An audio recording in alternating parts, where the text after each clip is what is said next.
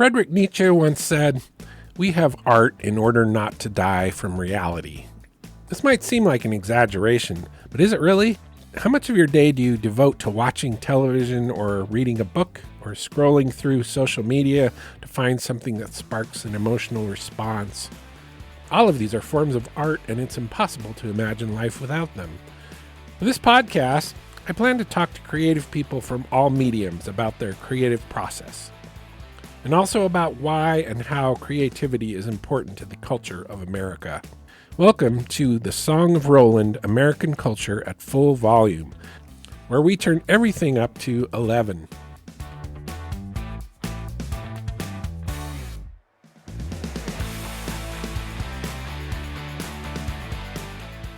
With the current situation in Iran, I'm happy to talk to Suzi Ehtesham-Zadeh, the author of Dzanc, a collection of short stories that won the Dzanc Short Story Collection Prize in 2022.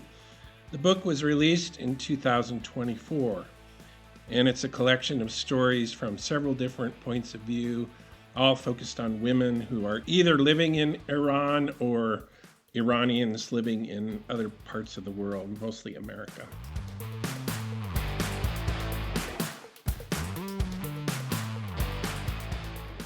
I mean, first of all, let's just start with what's going on in Iran right now. Are you worried about what's the? I'm extremely worried. Yes, I'm afraid that if we start with that question, that might be all we talk about. So, yeah, just the short version is that I'm very worried. Obviously, I have family members on the ground, and it is a very frightening situation. So, and also a very bewildering one. Yeah.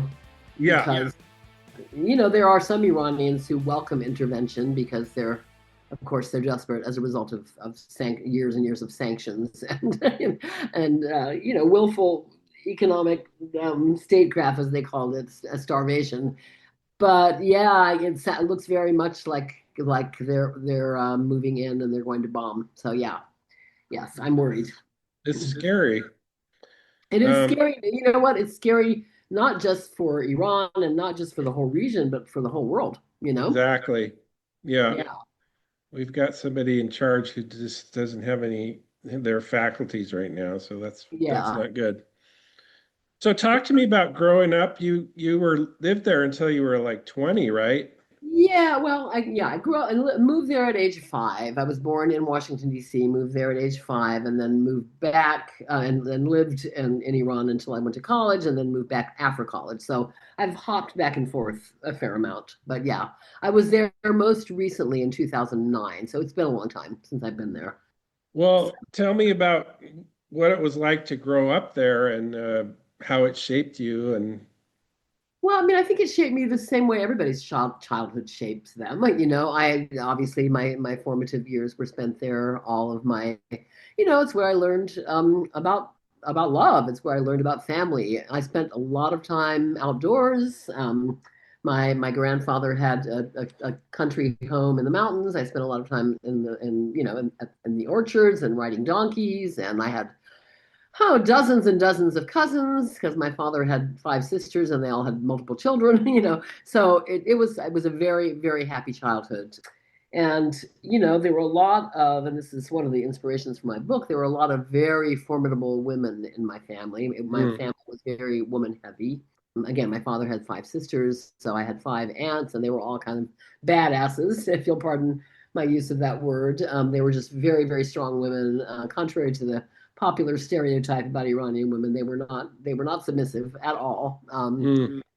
Yeah, and I had a very erudite grandfather who was, he would recite poetry and he would gather all the grandchildren around him and tell us stories, and it was truly a very beautiful childhood. So, as far as how it's directly it figures in my book. I mean, there are bits and pieces. There are obviously visual memories and a lot of very strong memories of all kinds, and a lot of love and respect for my culture.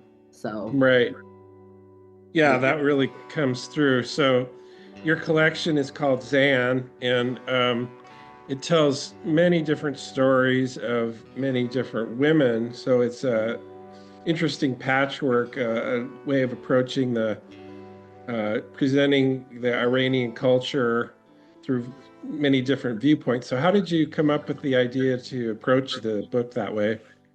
Well, so I've been writing for a long time, and I've always written about Iran. But in 2022, I don't know if you know this, but in 2022 there was a sort of a groundswell uprising among women in Iran following the death of a young Kurdish woman. She was taken into custody and savagely beaten and died, and that started the woman life freedom movement, the Dzanc movement. After that happened, I culled from all the stories had been writing. I culled stories that were about women, and I just put together a collection about Iranian women. So that was sort of the it kind of provides the connective tissue for the book, and also the inspiration for the book. So yeah, and many of the stories are not directly about that movement. Some of them are, but most of them were written before the movement. But the movement I think, is very much present in the book. So Hmm. yeah. Well, I thought you did an incredible job of exploring the some of the complicated political issues that are going on through all these different stories, and also the American perspective toward it. And Mhm. probably a lot of that is because you've spent so much time here. Was that an important part of what you wanted Yeah, it to? was because I'm an outsider in the United States, and I'm also to some degree an outsider in Iran. Yeah. I was thinking about this. Somebody once said that being from two cultures is like standing in between two chairs. So you can sit in one or you can sit in the other. And I like to think of this as a kind of cheesy metaphor, but I like to think of the Iran chair as a very comfortable chair with cushions and the kind of thing you might see in an Iranian living room, an Iranian carpet and lots of cushions. It's a more comfortable chair when I sit in it. The other one is a more practical chair, the American chair, and I obviously I'm sitting in the American chair most of the time because I live here, but that Hmm. other chair always calls to me. So um, I'm a culture straddler, and that is really important in the book. You're absolutely right that I've got Iran from the perspective of Americans, America from the perspective of Iranians, and then I hope Iran from the perspective of Iranians and America from the perspective of Americans too. But I think both perspectives, the Iranian one on America and the American one on Iran, both of them are somewhat misguided or incomplete. Mm. You know, and that's obviously a source of frustration to me. I think one of the things I'm trying to do is bring the American reader, because obviously my audience is American readers, or at least English speaking readers, to bring them a little closer up to the Iranian woman and let them Hmm. see what Iranian women are like and to humanize them. Sure. Yeah. So, have you ever felt completely at home in America? Oh, of course. I mean, I was Have born in you? the United States. I was Yeah, born in yeah. Washington, D.C., and I always tell people there is a reason why I choose to live here.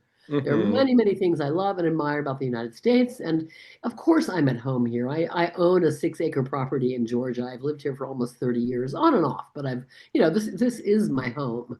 And I choose to live here for all kinds of reasons. But I find that it's easier for me to relate to Americans who have at least traveled elsewhere, if not Mm. lived elsewhere. Sure. It's hard sometimes for me to feel completely understood by Americans who been nowhere else and have lived in Georgia all their lives. So, which is not it's not to say anything negative about them, just that they can't fully understand me. Sure.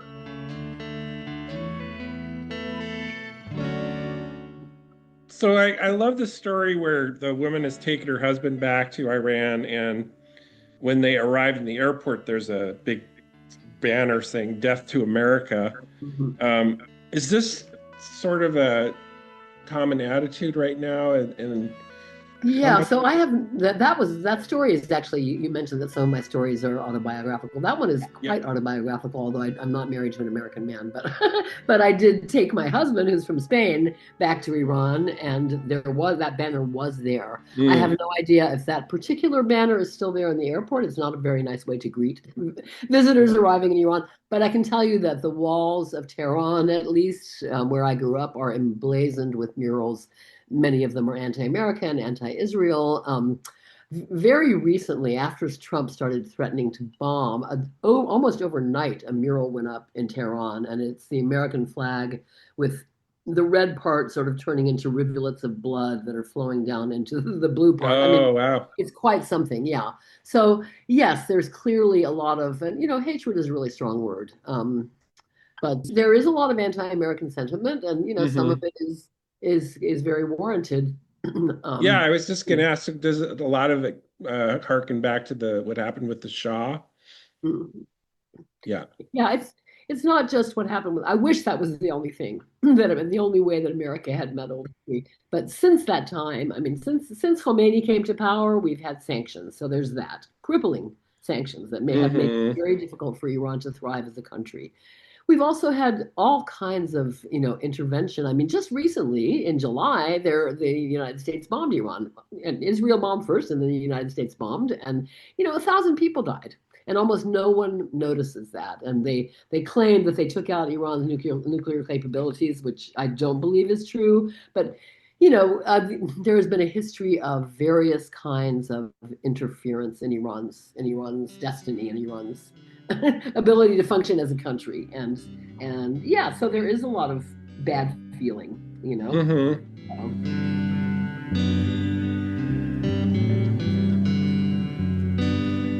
So one of the other things I noticed that I admired about this book was that you explore a broad variety of the women's experiences. You've got same-sex couples, you've got women struggling with loss, and so there's, even though a lot of the stories have sort of a political bent to them, they're also very personal.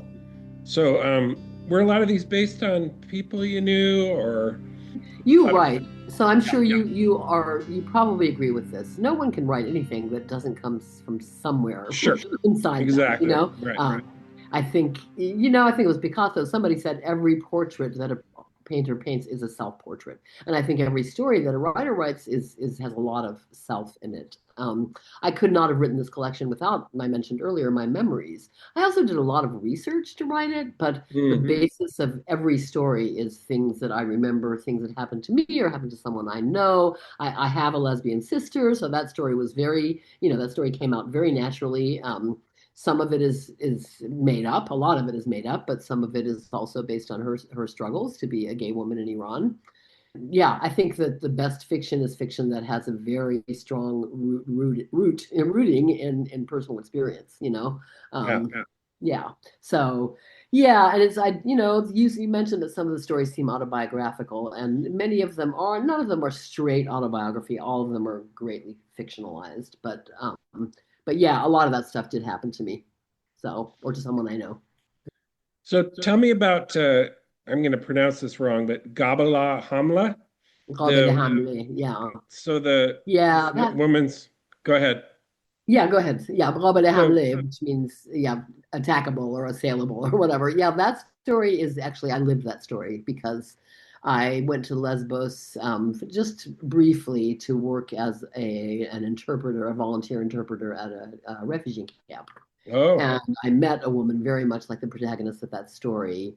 I also met a young man, I think he was 10 or 11, who came there as an unaccompanied minor. There were unaccompanied minors coming into that refugee camp every single day. And clearly they were terrified, shaking, just had gone through very harrowing experiences to get there.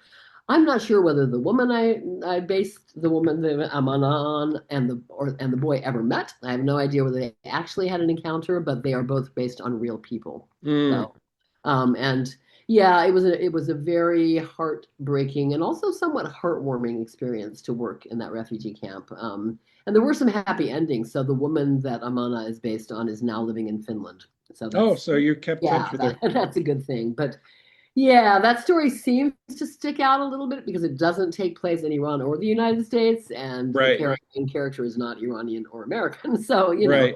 um, yeah, The only one in the collection, right? That isn't. yeah. The only one that does Yeah. not have an Iranian or Iranian American or American protagonist. Yeah. Right, right.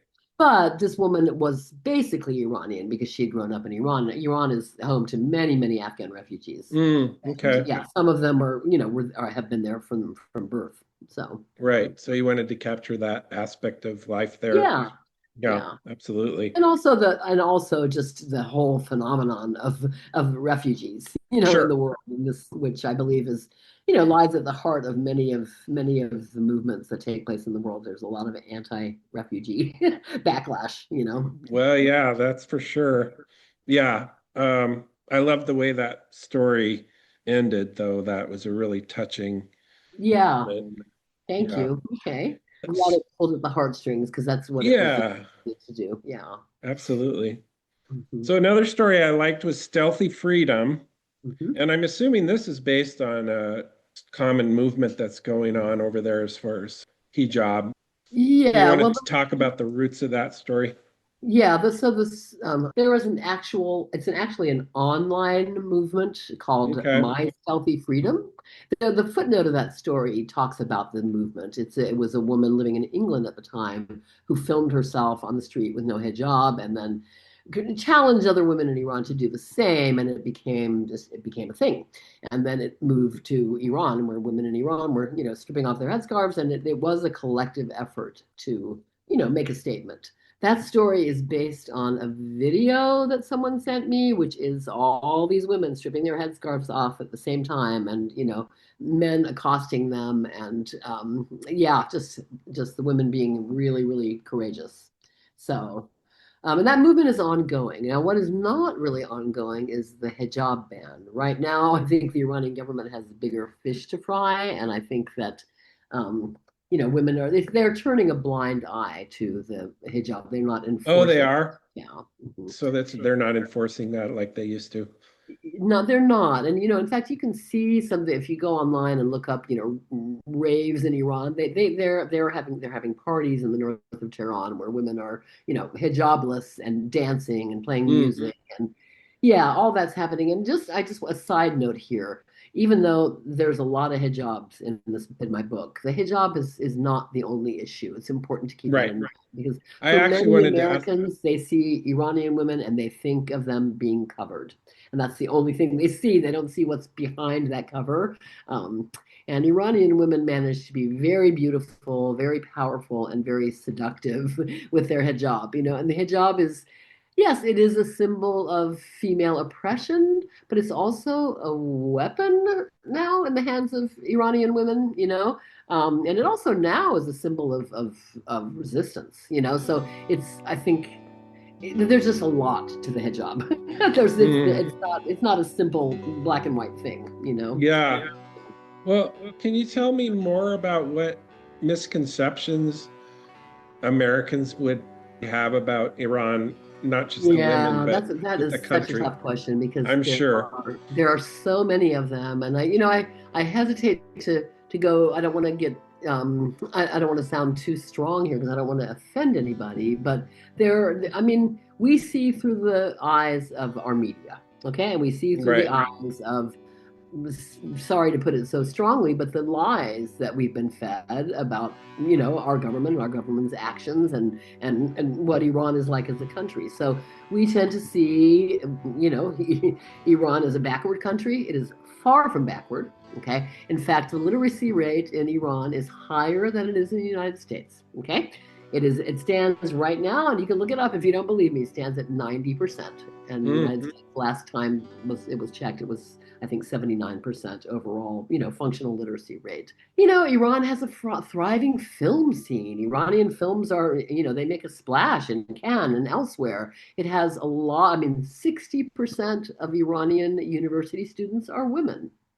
Half of Iranian university professors are women. So again, there's just a lot the average person doesn't know. The average person thinks of Iran and they think of someone covered in a black chador, and that is absolutely not true. It's a very literate culture. It has an ancient, obviously it goes back, millennia. It has ancient poetry. It has ancient philosophy. It has science going very far back. So it's yeah, I mean, I could go on and on about what the average American does not know about Iran, and some of that is by deliberate omission or sure. Yeah. yeah. Mhm. So isn't it was just an accident when an Yes, Iranian, yes. Which yeah. I have not seen that film yet, but yes, that Oh, film it's a by an great Iranian director. film. So I've heard. Yeah, I need to Yeah. watch it. Yes, you Yeah, do. yeah. Hey, could you read that section in Stealthy Freedom where you go through the different types of women on page Sure. 20?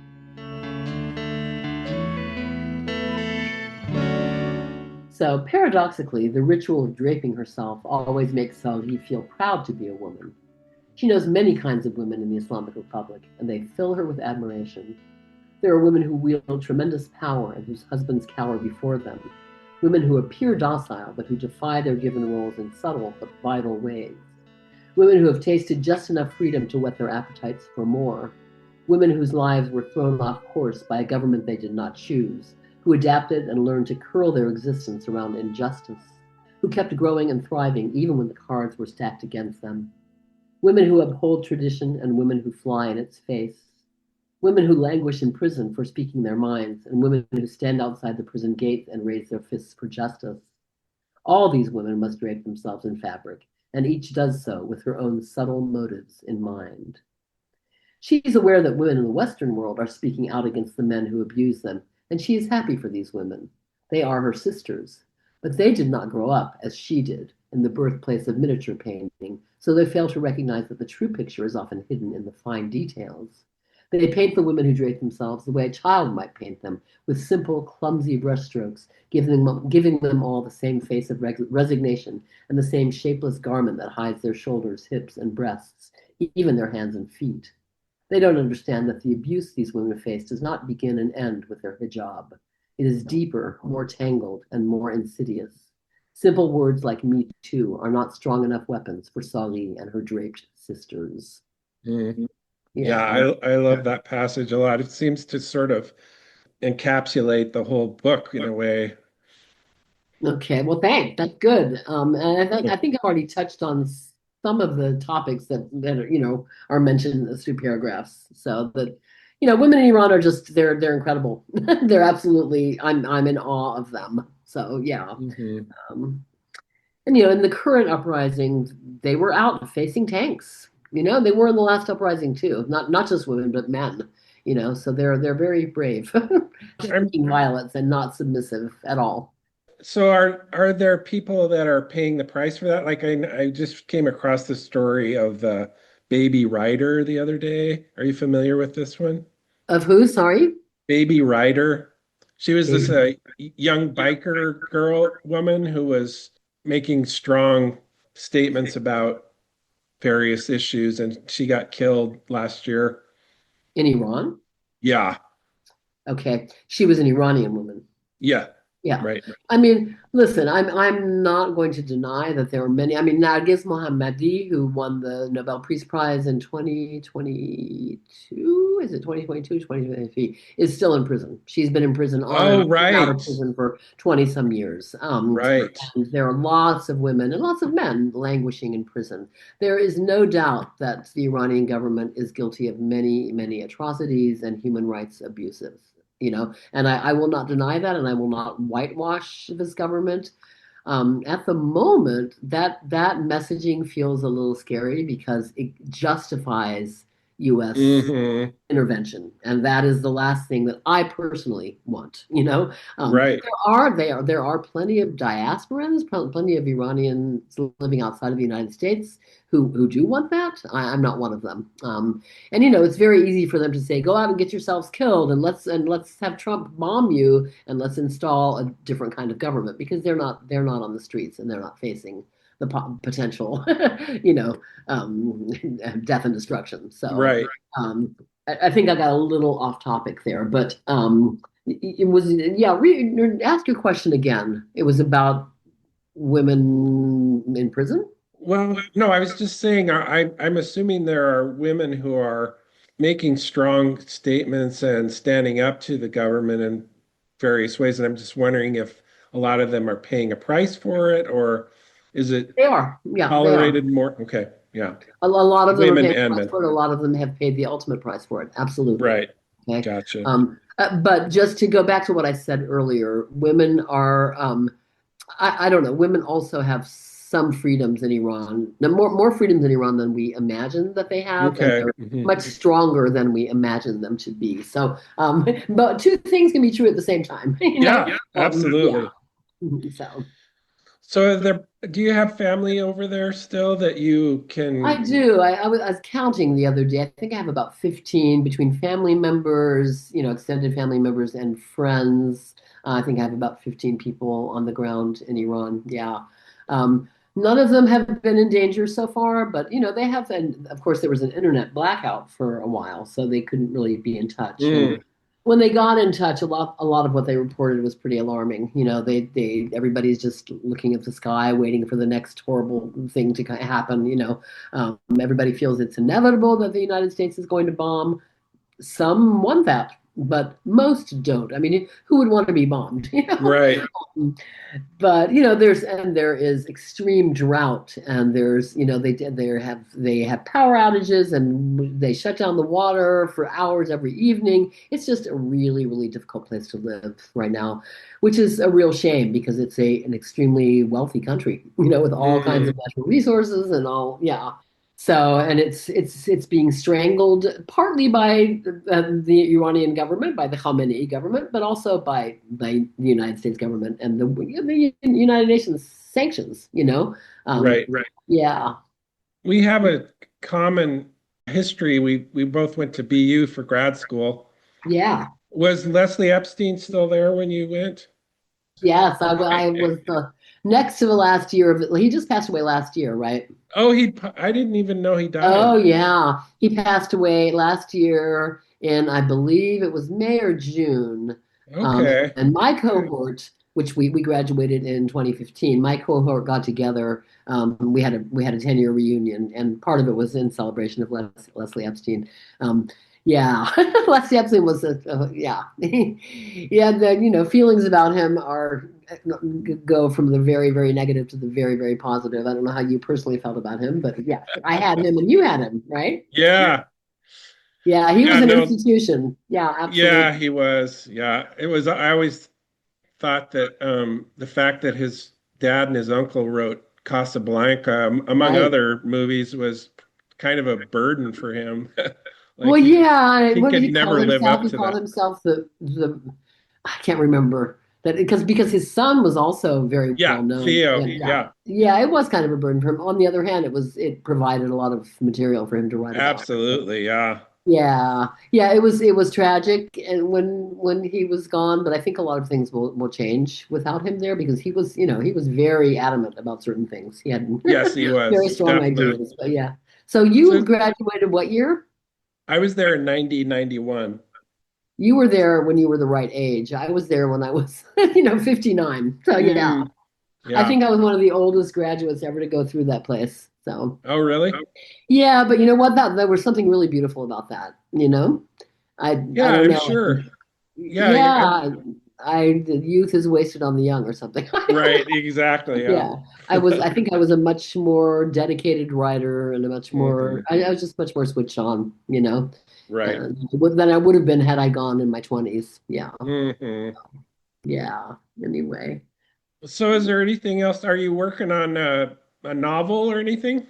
Oh, I hate that question. I have, because the truth is, I'm really not working on anything concrete right now. I have a lot of ideas.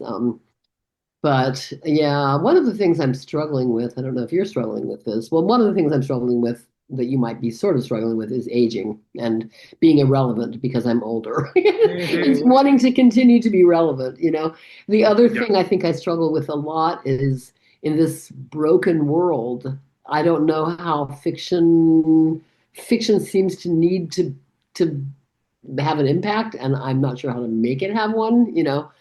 I mean, I've always considered myself an intensely political writer, but you have to sublimate that. You can't put too much of that on the page, Yeah, Um, exactly. but yeah, I mean, just I sometimes read pot boiler type fiction, escapist fiction. Everybody needs that every now and then, but it feels like right now fiction needs to, what was it Camus said, needs to be the lie that tells the truth or something like that, Mm. you know? So I have a couple of ideas, but it won't be a novel because I don't think I'm a novelist. I think I'm more of a short story writer. Okay.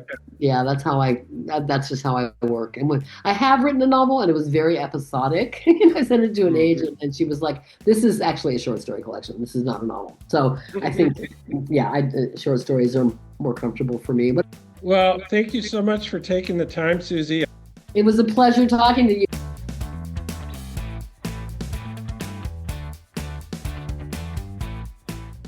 I'd like to thank Suzi Ehtesham-Zadeh for joining me for this episode.